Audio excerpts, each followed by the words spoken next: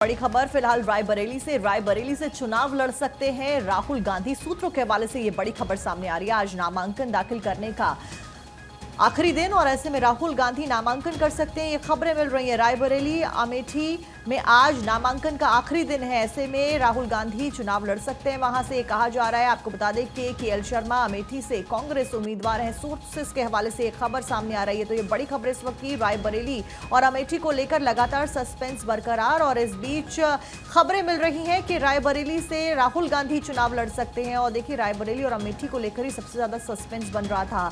मल्लिकार्जुन खड़गे भी चुप्पी साधते हुए नजर आए, उनसे भी सवाल जवाब किए गए थे। और आज नामांकन दाखिल करने का क्योंकि आखिरी दिन है, ऐसे में कहा जा रहा है कि आज राहुल गांधी नामांकन दाखिल कर सकते हैं। रायबरेली और अमेठी में आज है आखिरी दिन नामांकन का। केएल शर्मा अमेठी से कांग्रेस उम्मीदवार हो सकते हैं, ये खबरें मिल रही हैं। और देखिए, बीजेपी लगातार तमाम कोशिशें कर रही है जीत हासिल करने के लिए। दौरे लगातार बीजेपी के द्वारा किए जा रहे हैं। ऐसे में राहुल गांधी आज अपना नामांकन कर सकते हैं, रायबरेली से चुनाव लड़ सकते हैं, खबरें मिल रही हैं। इस वक्त की बड़ी खबर आपको बता रहे हैं रायबरेली से। बिल्कुल, तो इन दोनों ही सीटों पर सस्पेंस लगातार बना हुआ है।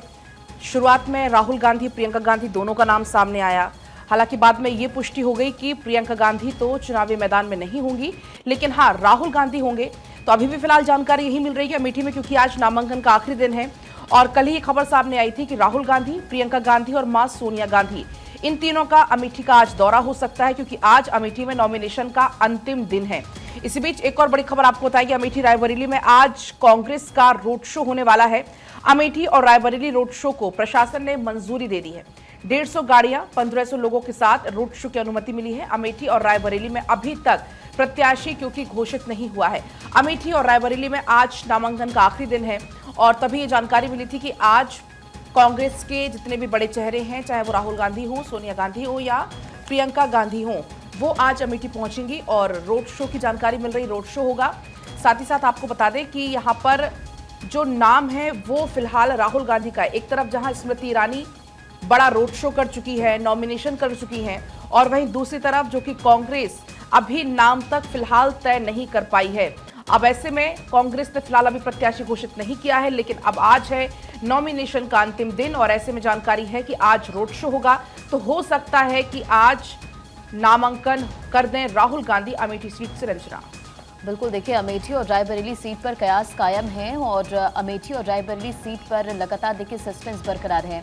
कांग्रेस ने गुरुवार देर रात तक इन दोनों सीटों पर अपने उम्मीदवार के नाम का ऐलान नहीं किया, और शुक्रवार को नामांकन का आखिरी दिन है, और ऐसे में संभावना है कि पार्टी शुक्रवार सुबह अपने उम्मीदवार घोषित करेगी।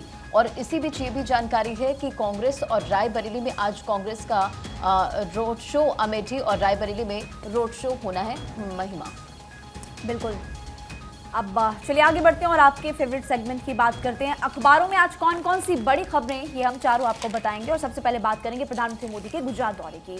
जामनगर के दौरे पर प्रधानमंत्री मोदी रहे और जाम साहब श्री शत्रुशल्य सिंह जी से मुलाकात करते हुए नजर आए। बातचीत के बाद उन्होंने कहा कि उनसे मिलना हमेशा सुखद होता है। दैनिक भास्कर इस वक्त मेरे पास है, और दैनिक भास्कर की हेडलाइन हालांकि ये है, क्योंकि जब प्रधानमंत्री मोदी कल गुजरात दौरे पर है, सुरेंद्रनगर, आणंद, जूनागढ़, जामनगर में पाकिस्तान का नाम लेकर उन्होंने कांग्रेस पार्टी राहुल गांधी पर निशाना साधा। इसका जिक्र फिलहाल मेरे अखबार में किया गया है, लेकिन हम लगातार देख रहे हैं कि तीसरे चरण के लिए 95 सीटों पर 7 मई को मतदान होने, उससे पहले लगातार बयानबाजी हो रही है। इस वक्त तस्वीरें आपकी टीवी स्क्रीन पर गुजरात के जामनगर दौरे पर जब प्रधानमंत्री मोदी रहे तो फिलहाल वो मुलाकात करते हुए नजर आए। कहा मिलना काफी सुखद रहता है, हमेशा अच्छा होता है। जाम साहिब शत्रुशल्य जी से मुलाकात की, और देखिए उन्होंने पुष्पमाला भेंट की प्रधानमंत्री मोदी को, और जो हमेशा से परंपरा रही है शॉल भेंट करने की, एक संस्कृति रहती है, एक परंपरा है जिसको हमेशा फॉलो किया जाता है। प्रधानमंत्री मोदी भी फिलहाल पहुंचे, उनका स्वागत किया गया। पीएम मोदी ने भी देखिए चरण वंदना करके आदर सत्कार किया। प्रधानमंत्री मोदी ने बाद में कहा कि उनसे मिलकर हमेशा सुखद होता है, अच्छा लगता है। तो गुजरात दौरे के दौरान प्रधानमंत्री मोदी की मुलाकात, हालांकि उसके बाद जनसभा में गरजते हुए प्रधानमंत्री मोदी कल नजर आए। रंजना, बिल्कुल, ये तस्वीरें गुजरात के जामनगर जहां पर पीएम नरेंद्र मोदी की मौजूदगी थी। बढ़ते खबरों में आगे, और अब लोकसभा चुनाव में पाकिस्तान की एंट्री। आणंद में पाकिस्तान के बहाने कांग्रेस पर पीएम ने निशाना साधा। कहा कांग्रेस के लिए अब पाकिस्तानी नेता दुआ कर रहे हैं। सूक्ष्मदर्शी से कांग्रेस को ढूंढना मुश्किल है और शहजादे को पीएम बनाने के लिए पाकिस्तान उतावला है। कांग्रेस से मर रही है पाकिस्तान, रो रहा है पीएम नरेंद्र मोदी का स्टेटमेंट। आटे के लिए दर दर भटक रहा है पाकिस्तान, पीएम नरेंद्र मोदी ने कहा है। तो देखिए यहाँ पर जमकर कांग्रेस पर निशाना साधा है। आपके पास महिमा? बिल्कुल, मेरे अखबार में फिलहाल यही हेडलाइन है, शहजादे को पीएम बनाना चाह रहा है पाकिस्तान। देखिए, मैंने आपको पहले भी बताया कि 95 सीटों पर 7 मई को वोटिंग होनी, उससे पहले जो प्रचार प्रसार है काफ़ी ज़्यादा आक्रामक इस वक्त हो गया है। कोई भी पीछे नहीं है, बयानबाजी लगातार होती जा रही है। अगर बात प्रधानमंत्री मोदी की करें तो फिलहाल वो ये कहते हुए नजर आए कि कांग्रेस पाकिस्तान की शिष्य है, पाकिस्तान रो रहा है क्योंकि कांग्रेस मर रही है, पाक शहजादे को अगला पीएम बनाने के लिए काफ़ी ज़्यादा उत्सुक है। एक बार आप सुन लीजिए प्रधानमंत्री मोदी की तरफ से आके क्या कुछ कहा गया। आपको पता चला होगा कांग्रेस के लिए अब पाकिस्तानी नेता दुआ कर रहे हैं। शहजादे को प्रधानमंत्री बनाने के लिए पाकिस्तान उतावला है। प्रधानमंत्री मोदी को आप सुन रहे थे और देखिए एक बार आपको बता देते हैं कि प्रधानमंत्री मोदी का यह बयान पाकिस्तान के पूर्व मंत्री चौधरी फवाद हुसैन के उस कमेंट के बाद आया जिसमें उन्होंने राहुल गांधी की जमकर तारीफ की थी और इसी को लेकर प्रधानमंत्री मोदी ने निशाना साधा है। साक्षी, और दरअसल एक वीडियो था महिमा, पुराना वीडियो था राहुल गांधी का, उसको रिपोस्ट पूर्व मंत्री की तरफ से किया गया और उसमें कैप्शन दिया गया राहुल ऑन फायर। और जब ये वीडियो रिपोस्ट हुआ और उसके बाद से प्रधानमंत्री मोदी लगातार पाकिस्तान की एंट्री हो चुकी है और उस पर लगातार निशाना साधते हुए नजर आ रहे हैं। और इस बीच गुजरात के जूनागढ़ में पीएम नरेंद्र मोदी को गरजते हुए देखा गया। उनका गुजरात का दौरा था। इस बीच राम मंदिर को लेकर कांग्रेस पर उन्होंने निशाना साधा, कई बातें उनके द्वारा कही गई।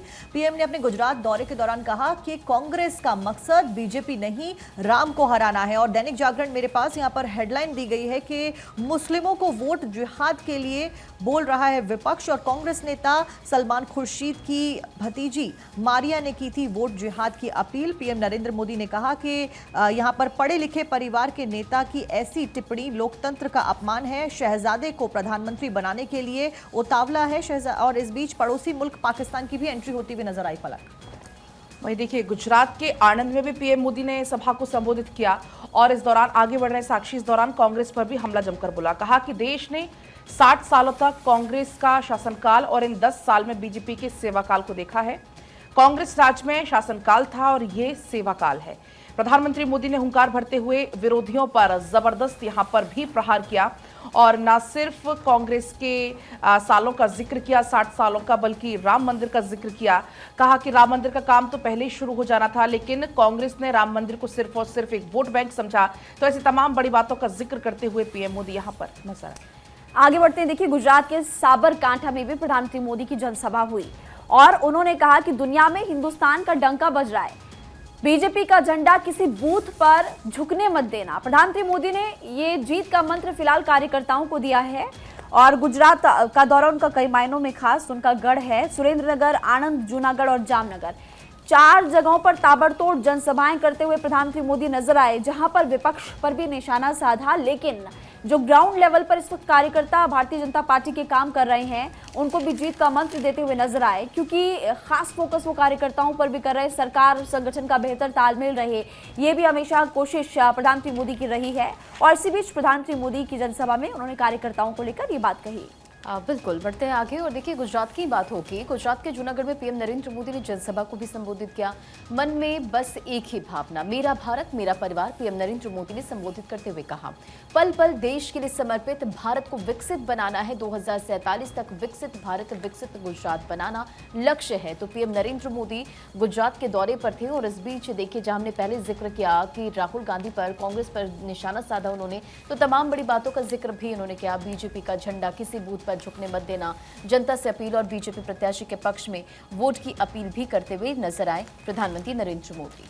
और इसके साथ साथ में पीएम ने कहा कि पहले सीमा पार से गोलीबारी होती थी, आज फिर पाकिस्तान को मौके की तलाश है। पीएम नरेंद्र मोदी ने कहा कि कमजोर सरकार चाहता है पाकिस्तान और ऐसे में पहले आतंकवाद चरम पर था। इस बात का जिक्र करते हुए नजर, तमाम बातें उनके द्वारा कही गई, अखबारों में भी उन बातों का जिक्र किया गया है और पाकिस्तान के ऊपर कटाक्ष उन्होंने किया और साथ साथ में मोदी ने कांग्रेस पर भी कटाक्ष करते हुए तमाम बातें कही। और पीएम ने कहा कि जितने साल हमारे देश में कांग्रेस सरकार रही, पाकिस्तान का बड़ा हवा था, लेकिन अब पाकिस्तान के आतंक का टायर पंक्चर हो गया। और क्या कुछ कहा, आपको सुनवाते हैं।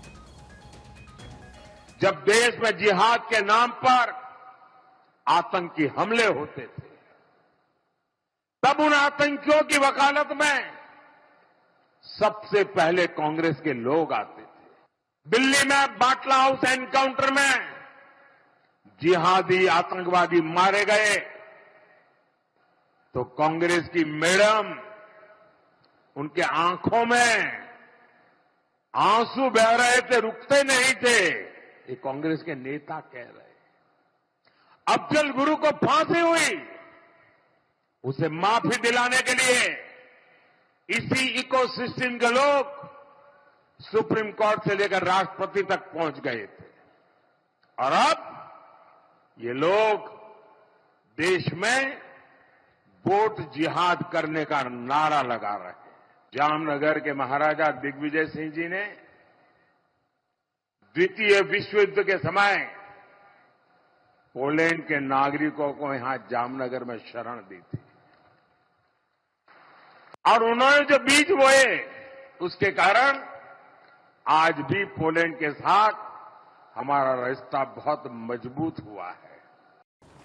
तो जामनगर से आपने सुना प्रधानमंत्री मोदी को। इसी बीच कल प्रधानमंत्री मोदी जूनागढ़ भी पहुंचे थे, वहां पर भी जनसभा को संबोधित किया और कहा कि मन में बस एक ही भाव है, मेरा भारत, मेरा परिवार, पल पल देश के लिए समर्पित है। प्रधानमंत्री मोदी ने कहा भारत को विकसित बनाना है, 2047 तक विकसित भारत, विकसित गुजरात बनाना हमारा लक्ष्य है। तो ये तमाम बड़ी बातें कल प्रधानमंत्री मोदी कहते हुए नजर आए। इसके अलावा प्रधानमंत्री मोदी ने कल कांग्रेस को मंच से 3 चुनौतियां भी दी। तो कुल मिलाकर कल प्रधानमंत्री मोदी अपने गृह क्षेत्र में थे और इस दौरान जमकर गरजते हुए यहां पर नजर आए। आगे बढ़ते, खड़गे के स्टेटमेंट पर प्रधानमंत्री मोदी ने पलटवार किया। ये राम के खिलाफ चुनाव लड़ रहे हैं। मुगलों की भी यही सोच थी और कांग्रेस पार्टी की भी यही सोच है। कांग्रेस के लिए वजूद बचाने का चुनाव है। कांग्रेस नकाब उतारकर असली रंग में आई है। प्रधानमंत्री मोदी ने कहा कि राम को हराकर किसे जिताना चाहती है कांग्रेस पार्टी, सवाल पूछ रहे हैं। 500 साल बाद राम मंदिर बना, ये कांग्रेस के कैसे संस्कार है? कांग्रेस लोकतंत्र का चुनाव नहीं लड़ रही है। तो देखिए, मल्लिकार्जुन खड़गे ने एक टिप्पणी की थी और प्रधानमंत्री मोदी ने जनसभा से उसी टिप्पणी पर पलटवार किया। आपको सुनवाते हैं। अगर सरदार पटेल होते तो देश का संविधान जम्मू कश्मीर में भी शान से लगा होता, लेकिन जो काम सरदार साहब का अधूरा रह गया, ये धरती का संतान, आपका संतान, ये सेवक उसे पूरा कर पाया। 370 गए, 370 को जमीन में गाड़ चुका हूं। और मैं कांग्रेस के शाही परिवार को, कांग्रेस के शाहजादे को खुली चेतावनी देता हूं, अगर उनके हिडन एजेंडा है तो हिम्मत के साथ देश के सामने आके कहे कि वो धारा 370 फिर से लागू करेंगे। मैं देखता हूं बाबा साहब आंबेडकर का अपमान करने की उनमें कितनी ताकत है। और इसलिए आप देखिए सोशल मीडिया पर उनकी बेचैनी देखिए, पूरी ताकत लगाकर फर्जी फेक प्रोपेगेंडा, खुद का चेहरा चल नहीं रहा है तो मोदी का चेहरा और उसके अंदर आर्टिफिशियल इंटेलिजेंस झूठ फैला दे रहा, बीजेपी के नेताओं का चेहरा, उनके मुंह में कुछ झूठ फैला देना, और देश भर में यही खेल खेल रहे थे। दुकानें मोहब्बत की खोलते हैं और फर्जी माल बेचने का खेल खेल रहे हैं। साथियों, कांग्रेस अब अपना नकाब उतारकर अपने असली रंग में आ चुकी है। तो देखिए, गांधीनगर गुजरात में पीएम नरेंद्र मोदी बीते दिन थे और जमकर यहां पर कांग्रेस पर निशाना साधते हुए नजर आए और मोदी सरकार की उपलब्धियां भी उन्होंने गिनाई। बढ़ते आगे, और पीएम नरेंद्र मोदी को अनोखा तोहफा, पीएम को तोहफे में दी गई उनकी तस्वीर, रूबिक क्यूब से बनाई गई पीएम नरेंद्र मोदी की तस्वीर और परिसा मेहता ने रूबिक क्यूब से ये खास तस्वीर बनाई थी जो कि पीएम नरेंद्र मोदी को भेंट की गई और ये तस्वीर आपकी स्क्रीन पर भी है। 1200 रूबिक क्यूब जोड़कर ये तस्वीर बनाई गई थी और ये आपके स्क्रीन पर पीएम नरेंद्र मोदी को अनोखा तोहफा और पीएम नरेंद्र मोदी को तोहफे में उनकी तस्वीर दी गई है। रूबिक क्यूब से पीएम नरेंद्र मोदी की ये तस्वीर बनाई गई है जो उन्हें भेंट की गई। परिसा मेहता ने ये खास तस्वीर बनाई थी जो कि पीएम नरेंद्र मोदी को भेंट की गई और देखिए पीएम नरेंद्र मोदी भी उनसे पूछते हुए जानकारी लेते हुए नजर आ रहे हैं। 1200 रूबिक क्यूब को जोड़कर ये तस्वीर बनाई गई जो कि भेंट की गई पलक। बिल्कुल, तो साफ तौर पर प्रधानमंत्री मोदी से मिलने का उत्साह भी उनके चेहरे पर झलक रहा है। इसके पहले भी आपको याद होगा एक छोटी सी बच्ची पेंटिंग बनाकर लाई हुई थी, प्रधानमंत्री मोदी ने उससे वो पेंटिंग ली, साथ में ये भी कहा कि आप अपना एड्रेस, अपना आप नाम उसमें लिखिएगा। तो प्रधानमंत्री मोदी जैसे लोगों से मिलते हैं, उनसे बातचीत करते हैं, तो वो भी आप इन तस्वीरों में देख सकते हैं बाकायदा उनसे जानकारी लेते हुए। और ये प्रधानमंत्री मोदी को अनोखा तोहफा कल मिला है जब प्रधानमंत्री मोदी गुजरात के दौरे पर थे। और इसी बीच अगली खबर, अवध क्षेत्र पर बीजेपी ने किया मंथन। गृह मंत्री अमित शाह की अध्यक्षता में मीटिंग की गई और इस बीच CM Yogi Adityanath, deputy CM Brajesh Pathak समेत बीजेपी के कई दिग्गज इस मीटिंग में शामिल हुए। मीटिंग में कई सारे अहम फैसलों के ऊपर मंथन किया गया। बड़ी बात यह कि अवध क्षेत्र पर बीजेपी ने मंथन किया है। ये मीटिंग कई मायनों में महत्वपूर्ण रही। गृह मंत्री अमित शाह की अध्यक्षता में ये मीटिंग की गई। तस्वीरें आप देख रहे हैं फिलहाल, इसमें मुख्यमंत्री योगी आदित्यनाथ, डिप्टी सीएम ब्रजेश पाठक समेत कई सारे बीजेपी के दिग्गज शामिल हुए और अवध क्षेत्र के ऊपर इस मीटिंग में मंथन किया गया। तो ये देखिए बीजेपी का मंथन लगातार जारी है। सीएम योगी भी इस दौरान मौजूद रहे। वहीं देखिए यूपी में मिशन 80 में जुटे हैं गृह मंत्री अमित शाह। बरेली, बदायूं और सीतापुर में ताबड़तोड़ रैलियां की गई। विपक्ष पर जबरदस्त प्रहार यहां से किया गया। तो कल यूपी के दौरे पर रहे अमित शाह और इस दौरान उन्होंने जनसभाओं को संबोधित किया। क्या कुछ कहा है, सुनाते हैं। काशी विश्वनाथ का कॉरिडोर ये औरंगजेब तोड़ कर गया था, तब से जस का तस था। मोदी जी ने बाबा काशी विश्वनाथ के कॉरिडोर को बनाकर बाबा को फिर से सम्मान देने का काम नरेंद्र मोदी जी ने किया। भाइयों बहनों, सपा के शासन में पूरे उत्तर प्रदेश में देसी कट्टे बनाने के कारखाने थे। आज कट्टों की जगह उत्तर प्रदेश में तोप और मिसाइल्स बनाने का कारखाना लगा जो पाकिस्तान पर गोले बरसाने का काम करेगा। यहां पर वाहन चोरने का कुटीर उद्योग चलता था, उसकी जगह भाजपा के शासन में वाहन बनाने की फैक्ट्रियां लग रही है। छत्तीसगढ़ से लेकर झारखंड तक नक्सलवाद को समाप्त करने का चुनाव है और पूरे यूपी को गुंडों से मुक्त कराने का ये चुनाव है। अब बदायूं वालों, आप तो इतने खुश हो रहे हो कि रामलल्ला टेंट से भव्य मंदिर में शिफ्ट हो गए, अपना बर्थडे भव्य मंदिर में मनाए, इनके कपाल पर सूर्य का तिलक भी हो गया। खुश हो ना? मगर अखिलेश जी और डिंपल बहन, अब उनको निमंत्रण दिया था, राहुल बाबा और प्रियंका जी को भी निमंत्रण दिया था, मगर वो नहीं गए, प्राण प्रतिष्ठा में नहीं गए। क्यों नहीं गए? क्योंकि वो अपनी वोट बैंक से डरते हैं। बदायूं वालों, मालूम है ना उनका वोट बैंक कौन सा है? आप नहीं हो, कौन सा है मालूम है ना? अरे जोर से बोलो, मालूम है ना? एक गठबंधन गठबंधन इंडी अलायंस चुनाव लड़ रहा है। इनके शाहजादे शुरुआत भारत जोड़ो यात्रा से की थी। 4 जून के बाद कांग्रेस ढूंढो यात्रा से इसका समापन होने वाला है। और देखिए यूपी के सीतापुर में अमित शाह की जनसभा हुई। कहा विपक्ष तुष्टीकरण के चलते मुस्लिमों को आरक्षण देगी। तो देखिए, केंद्रीय गृह मंत्री अमित शाह की तरफ से लगातार हम आपको बता रहे हैं कि उत्तर प्रदेश के दौरे के दौरान क्या बड़ी बातें कही गई। एक बार आपको सुनवाते हैं कि विपक्ष को एक बार फिर से कैसे गिरते हुए नजर। और भाइयों बहनों, ये राहुल बाबा, सोनिया गांधी, डिंपल बहन, अखिलेश जी, ये सभी को ये प्राण प्रतिष्ठा का निमंत्रण मिला, मगर वो वहां नहीं गए। क्यों नहीं गए मालूम है? मालूम है आपको? उनको उनकी वोट बैंक का डर लगता है, वोट बैंक का। उनकी वोट बैंक आप नहीं हो भाई। उनकी वोट बैंक कौन है बताओ जरा, बताओ जोर से, जानते हो ना?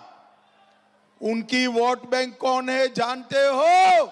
ये तुष्टीकरण की राजनीति करने के लिए सपा बसपा कांग्रेस रामलल्ला के प्राण प्रतिष्ठा में नहीं गए। भाइयों बहनों, मुझे बताओ, सीतापुर वालों मुझे बताओ, जो रामलल्ला की प्राण प्रतिष्ठा में न जाए उसको सीतापुर वाले वोट देंगे क्या? मोदी जी ने ये 4 वर्गों के कल्याण के लिए अपना पूरा जीवन समर्पित किया है। ये सपा बसपा कांग्रेस पार्टी ने हमारे देश की राजनीति को परिवारवाद और जातिवाद से बांट कर रखा था। मोदी जी ने विकास के माध्यम से देश के हर तबके को एकत्रित कर उत्तर प्रदेश को विकसित करने का काम किया है। और इस बीच इस वक्त की बड़ी खबर लखनऊ से, जहां पर सीपीआई नेता अतुल अंजान का निधन हो गया है। दुखद खबर सामने आ रही है। लंबी बीमारी के बाद में निधन हुआ है। लखनऊ के मेयो हॉस्पिटल में भर्ती थे और लंबी बीमारी की वजह से उनका इलाज चल रहा था। लखनऊ से एक खबर जहां पर सीपीआई के नेता अतुल अंजान के निधन हो गया है। लंबी बीमारी के बाद में निधन उनका हो गया। लखनऊ के मेयो हॉस्पिटल में वो लंबे समय से भर्ती थे। बिल्कुल, तो कैंसर से वो काफ़ी लंबे समय से जूझ रहे थे और पहले सुबह 3:45 पर लखनऊ में उनका निधन हो गया और काफ़ी लंबे समय से कैंसर से वो पीड़ित थे, उनका इलाज चल रहा था, लेकिन आज उनका निधन हो गया। काफ़ी लंबी बीमारी के बाद लखनऊ में उन्होंने अंतिम सांस ली है। तो ये बड़ी जानकारी है। सीपीआई के नेशनल सेक्रेटरी अनिल कुमार अंजान का निधन हो गया। 1 महीने से वो अस्पताल में भर्ती थे, काफ़ी वो बीमार चल रहे थे, मेयो अस्पताल में एडमिट थे और इसी दौरान इलाज के दौरान उनका निधन हो गया।